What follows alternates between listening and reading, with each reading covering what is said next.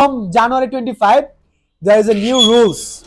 You must need to use pen on your main IELTS exam.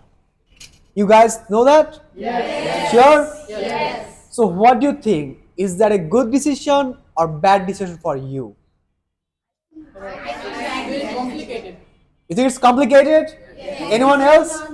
Alright, who thinks it is complicated? Please raise your hand. So, alright, most of you, right? So let's ask our CEO for regarding this confusion. কি হয়েছে ক্লাসের ভিতরে আজকে অনেক কথা শুনলাম। Yes, pen and pencil যে ট্রানজিশনটা এটা নিয়ে সবাই একটু কনফিউজড। সো এটা নিয়ে যদি কিছু বল। Yeah. আমরা ছোট ছোট পরিবর্তন নিয়ে এত টেনশন করি কেন? First of all that is my question.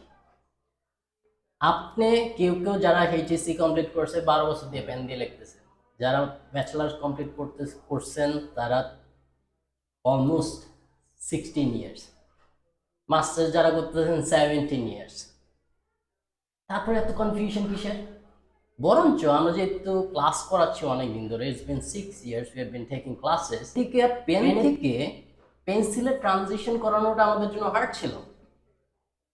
দুইটা জিনিস দরকার ভাই, এত টেনশন নিয়েন না। একটা হলো প্র্যাকটিস, একটা মাইন্ডসেট।